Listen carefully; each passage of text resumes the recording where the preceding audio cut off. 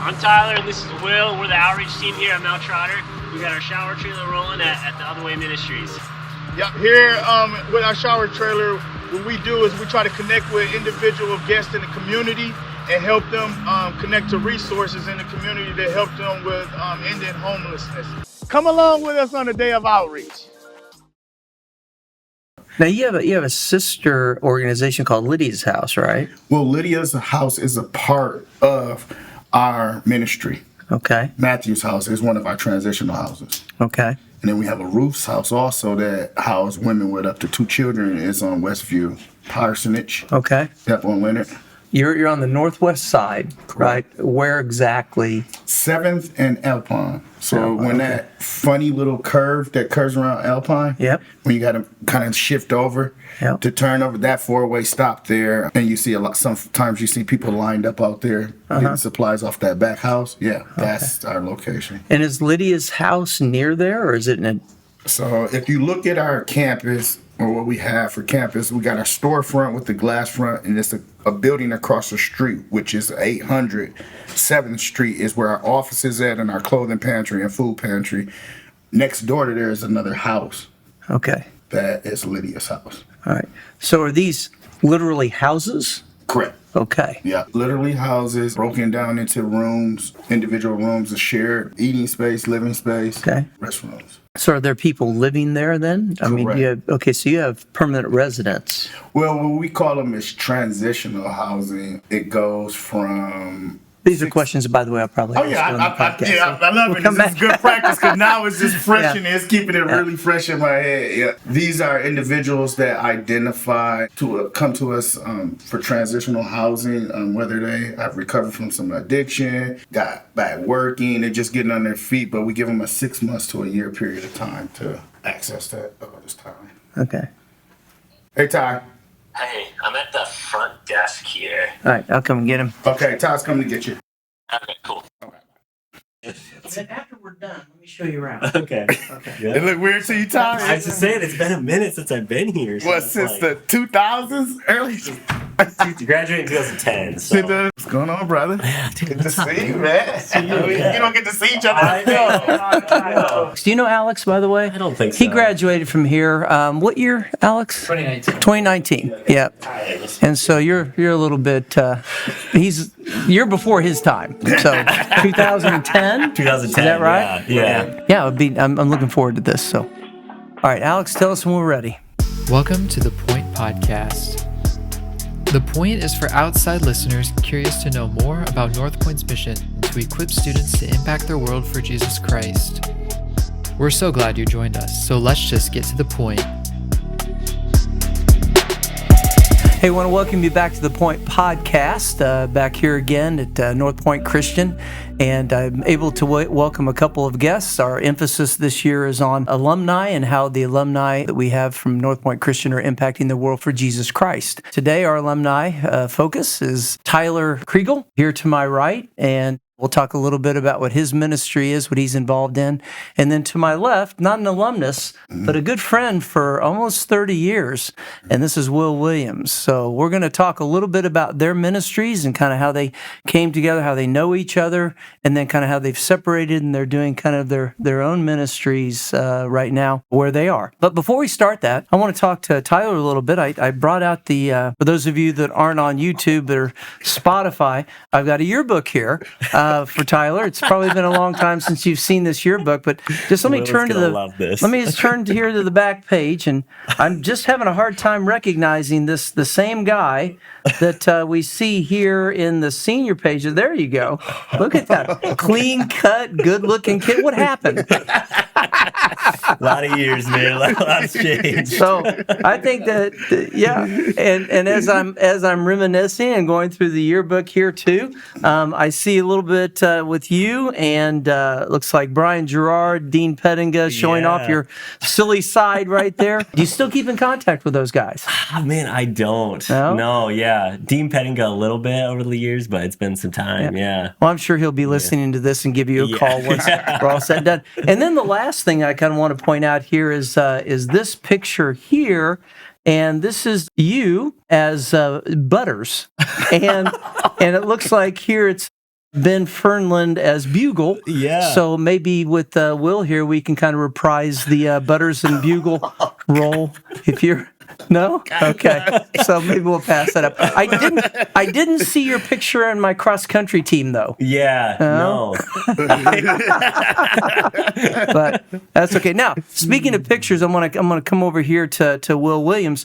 Of course, I saw Will's picture on Facebook, and again, those of you that aren't on YouTube, you won't be able to see this, but this is Will Williams as an official for 30 years. One of the best officials that we've had in tournaments that I run. I run tournaments during the spring and the summer. Will is an official for those tournaments, and that's how I met Will and have known him for a number of years.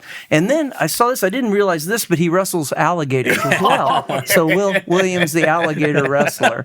So with that, we'll come back to those things maybe. I want you to introduce yourself and tell me a little bit about, kind of your life now after leaving NorthPointe Christian, a little bit about your family. I hear there's a nice surprise on the way, and so I'll just let you talk about that. So Tyler, tell me a little bit about your family and, kind of what's going on in your life right now. Yeah. So I've been married for maybe 13 years. This summer, I've got 3 little girls, 9, 6, and 4. You got your hands full. Yeah. A lot of emotions in my family, a lot of tears. And then, a little boy coming this summer. So well, here we go, fire up. Congratulations for sure.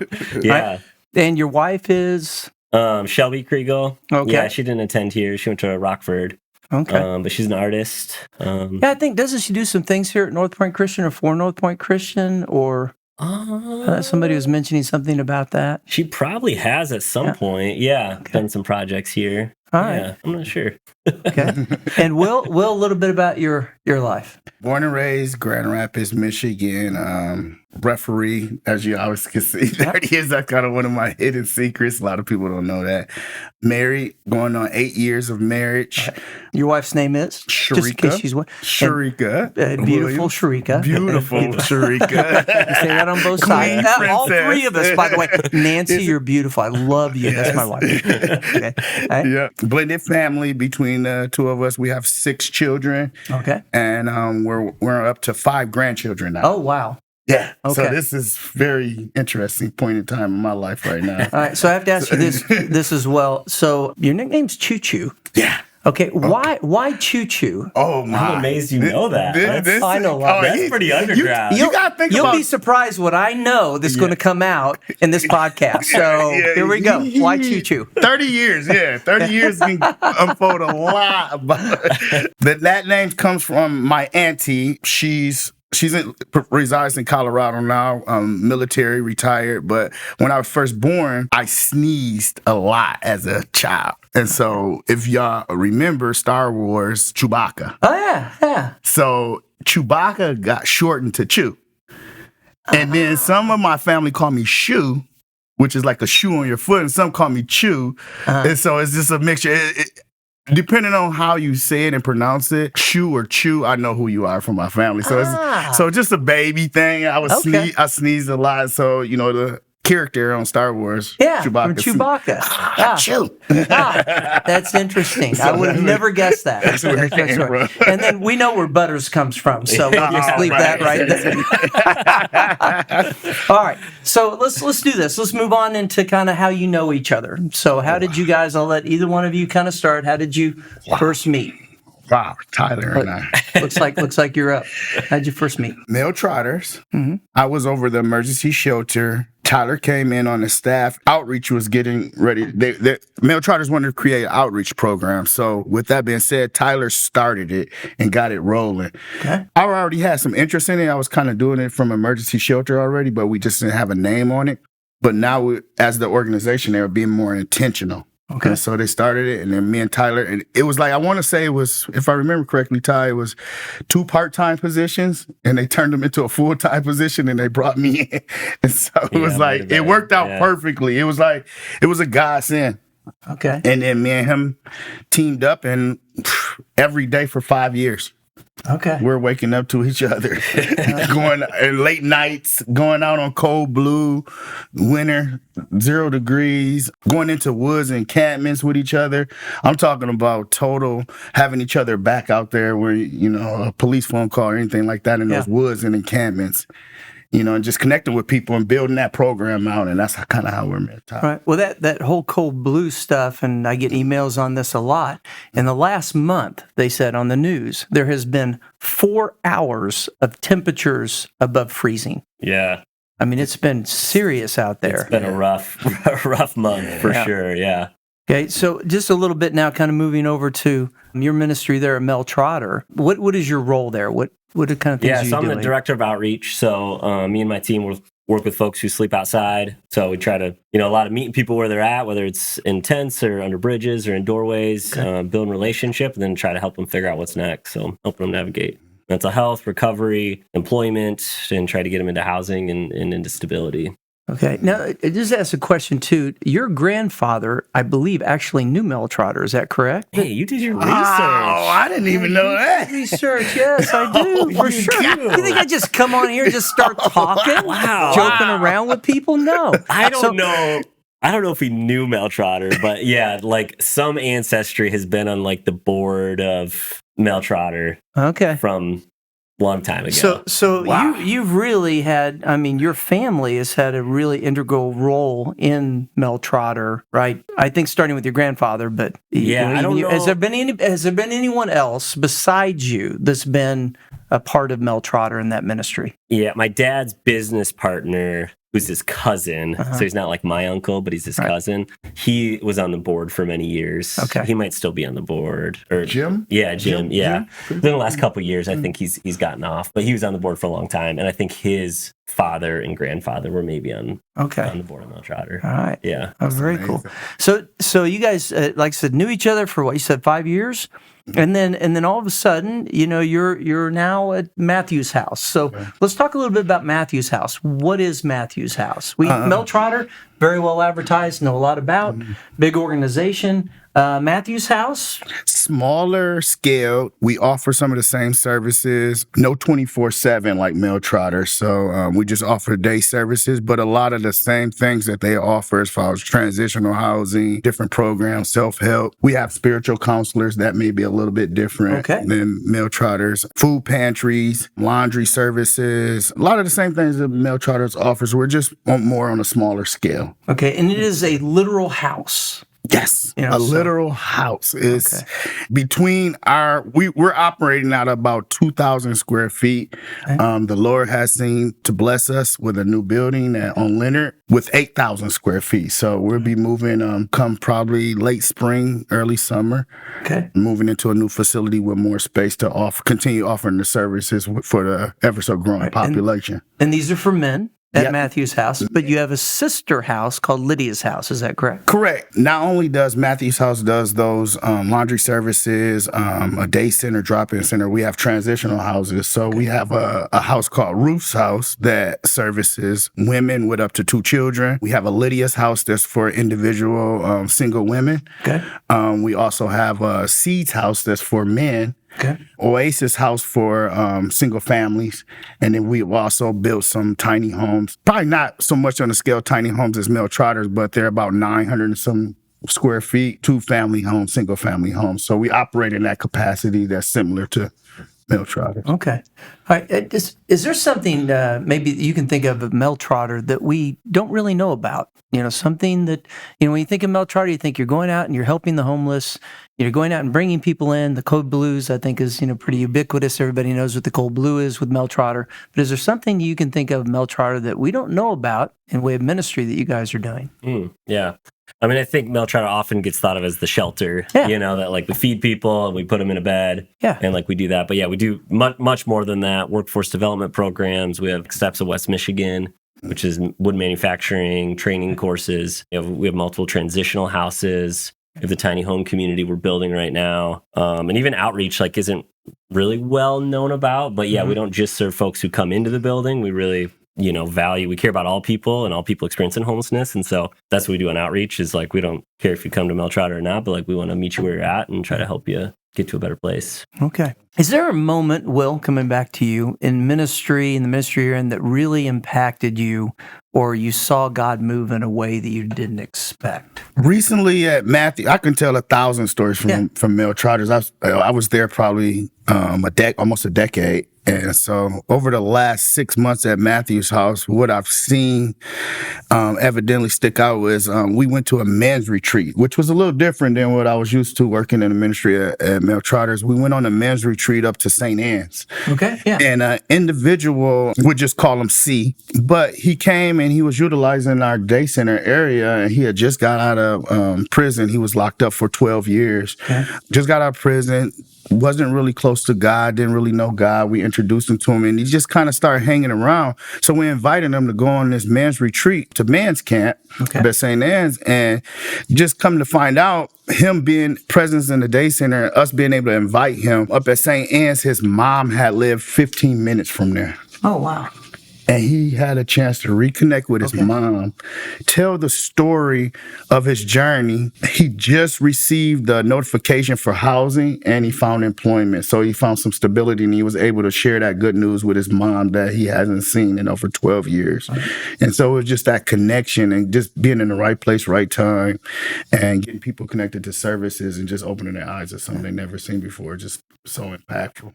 That's the thing. We live in a fallen, broken, sinful world, and God has called us to be partners in His work of redemption. Mm-hmm. And when you hear stories like that, you experience that, you see what that redemption looks like. Tyler, what about you? Is there something in a way you've seen really God, maybe a story of impacting you as you impact your world for Him? I mean, yeah, for me, it's just been really powerful. Doing this work, you just get to meet people from all different walks of life. Uh-huh. Like homelessness, sometimes we get this image of what someone experiencing homelessness looks like, but it's really a myth. We get people from all walks of life. And so it's pretty powerful to meet someone in kind of their lowest moment and to be able to provide them a little bit of encouragement, a little bit of hope, a little bit of be able to share Christ's love with them. Yeah, I don't know if I can think of a specific moment, but I'm often just struck by the depravity of humanity and just how broken and hard some people's lives are, and to be able to see that restoration in some people when they come around the other side. Even just a real simple example, but we run a mobile shower unit. So we've got a trailer that's got 3 showers, so folks who are staying outside can get cleaned up, get a shower, and access to basic hygiene stuff. And just to see some people just show up super just run down, exhausted, dirty, frustrated, and just to be able to see them get a shower, get cleaned up, and just how restored and, not even physically, but mentally just kind of refreshed, and just the power of that, just real human interaction. Things that we take for granted. And speaking of the homelessness and things we're talking about, can you think of a myth about homelessness? Maybe, it's a social problem, spiritual problem, something else, but some myths out there about homelessness. There we go. Got to get my words out correctly. That you want to dispel. You say, a lot of people think this about homelessness, but really it's something different. Homelessness is not about having money. It's more than that. I think Ty would agree with me. Homelessness is lack of relationships. Okay. Positive relationships. Any one of us at this table, we probably can call somebody right now if we needed help. Yeah. Most of these folks that we're working with, they probably already burned that bridge, or either that help is not there. And they don't have anybody to communicate with, whether spiritually, brotherly, sisterly love. It's just that relationship and lack of. Yeah. Tyler, similar? I definitely 100% agree. I think that's a big part of it. I think, one other thing is it's complicated. Homelessness is complicated. Mm-hmm. Sometimes we want to reduce it just like housing first. If we just put everyone in houses, things would be solved. We want to say, like, if we just had more mental health, everything would be solved. If we just solve the drug epidemic, everything would be solved. But it is every individual is unique and has unique challenges and barriers and strengths.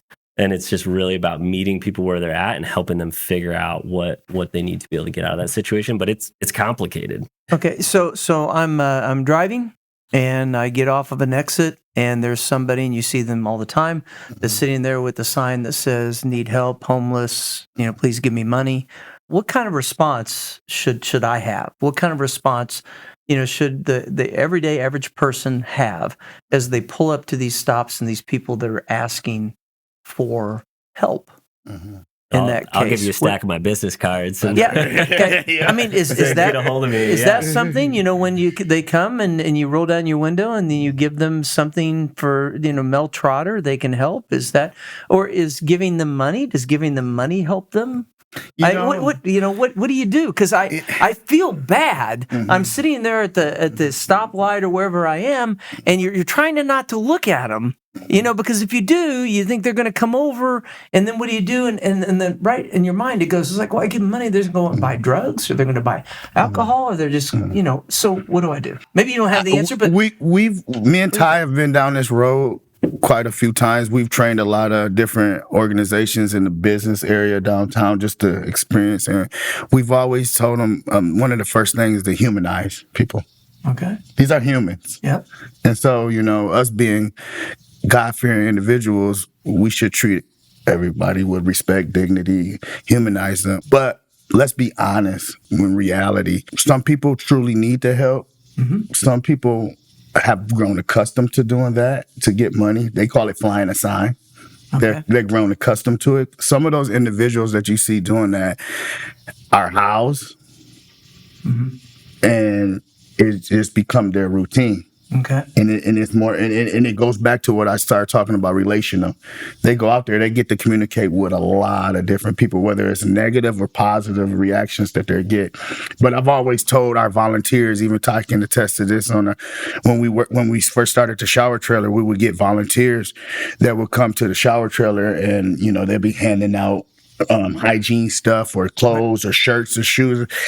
Will, he just got some. He just got some on Monday. He's back again on Wednesday. And then he's back again on Friday. Always lean and do what your heart says, with your gut. Go with your gut and go with your heart. If your heart is telling you that this person may need it, and they go with your heart. Just be conscious. Just be conscious. Go with your heart. Tyler, anything to add? I think that's pretty spot on. Yeah. I'd say generally don't encourage people to give money because, a few dollars isn't going to help someone get out of homelessness. Yeah. There's definitely a lot more support that's needed. And so pointing them towards organizations and folks who work with those, with that population, I think is the best. But I agree with Will. Like, you gotta follow your heart. If you feel convicted to help that person, the number one thing is treating people with dignity and respect. And, for me, what I always encourage people, make eye contact, hello goes a long way, be a friendly face. And it's also okay to say no, care about you, love you. But I don't have it. Yeah. And I know Tyler and Will. Yeah. Tyler's at Mel Trotter and Will's at Matthew's house. They can help you. Just go there. So go there. Is there still room? I mean, how are you doing? Is it full? Are you still have room for people in the shelter? Yeah. That's a complicated question. Yeah. It changes day to day whether we're full or not, but definitely through the winter we've been towards or at capacity. Okay. Yeah. So where do they go if they can't go to Mel Trotter? Do they and then you say, hey, Matthew's house may be able to help? Or what do you do? Yeah, Matthew's house doesn't have a men's shelter. So definitely try to get creative, and some people sleep on the streets, and that's why we try to work with them on housing plan. We'll try to help them reunify with family, get connected to other community resources, get into transitional housing, try to get creative and find other solutions for folks. Okay. I guess if you would say one word that describes Mel Trotter, so think of one word that says Mel Trotter is blank. What would that word be? The first word that comes to mind is hope. It's hope. Yeah. Opportunity. Yeah. Hope for something better. I definitely think we just have people who come through our doors or that we interact on outreach who've just lost all hope in themselves, in humanity, in the system. And that anyone's out there that cares about them. Mm-hmm. And so I think Mel Trotter is a place where you can find some hope that Christ loves you, that other people care about you, and that there is a way forward. And we're going to try to figure that out together. And Matthew's house, one word. Matthew's house is? Matthew's 9. Matthew's 9, 10 through 12. That's 9, 10 10 through 12. When the tax collectors and the sinners and everybody came to Matthew's house. Matthew chapter 9, 10 through 12. I got it now. I got it. As a Bible teacher, I should have got that right away. But I got it. I got it now. Yeah. And I think compassion. I think that's a big word. I mean, that's what Christ was all about when he would go, to those who were in need and the vulnerable and the outcasts, is the compassion that he had that I can see in the ministries that you guys have at Matthew's house and also at Mel Trotter. What do you need? What do you need at Mel Trotter? I mean, what can we do out there? And again, this is for students, for parents. This is an outreach of NorthPointe Christian to our community. What can our community do to help out with Mel Trotter? Yeah, I mean, my old supervisor, our COO, used to say time, talent, and treasure. So I think we need all three. We need all three from the community. So, if people have funds, the mission always could use more support in that. Talent, we need everybody. This is what we kind of really try to advocate, is that specifically in Grand Rapids, sometimes homelessness can feel like it's Mel Trotter's problem to solve, but it's not a Mel Trotter problem. It's a community problem that we need to rally together and work to solve this problem as a community. So we need everybody's talents, gifts, abilities. That's, mentorship, trade skills, friendship.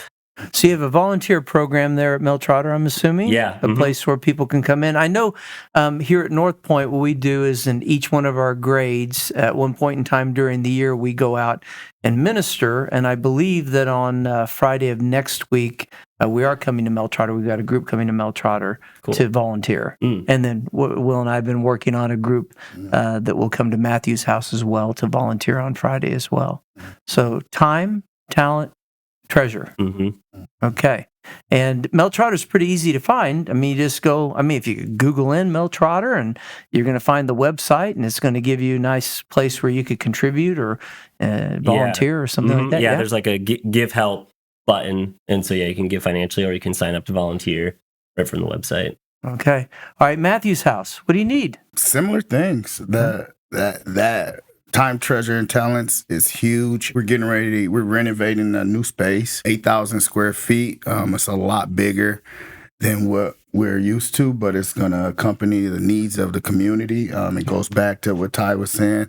This is a community thing. I believe that it was God's purpose to split atoms. As far as me and Tyler being together on the same team, now we're split, but we're still doing the same work, but we're spread it out over a larger territory because we work hand in hand every day still in some capacity. So Mel Trotter's in Matthew's house does a lot of togetherness and how we get things done because we're working with the same population. It's just on one side of a town than the other. So, we have a website. And what is that website? MatthewsHouseMinistries.org.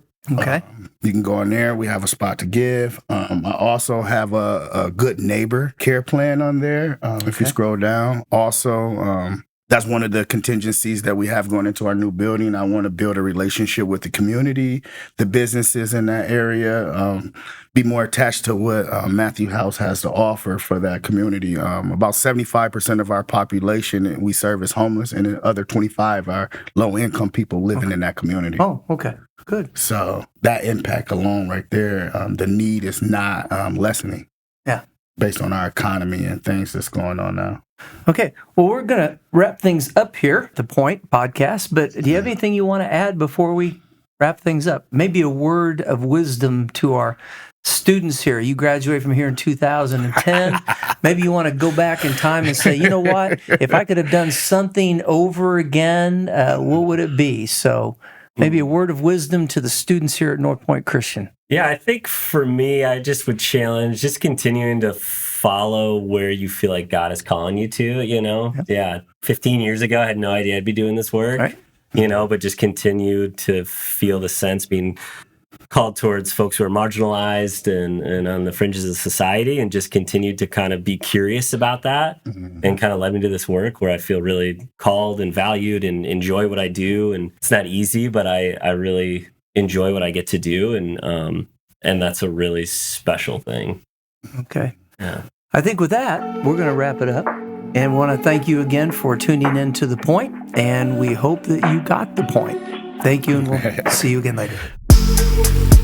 Thank you for listening to this episode of The Point. I'm your producer, Alex Sigma. And if you enjoyed the episode, be sure to rate us on Spotify and share this podcast with others. You can also subscribe to us on YouTube or follow us on Spotify. We'll see you on the next episode.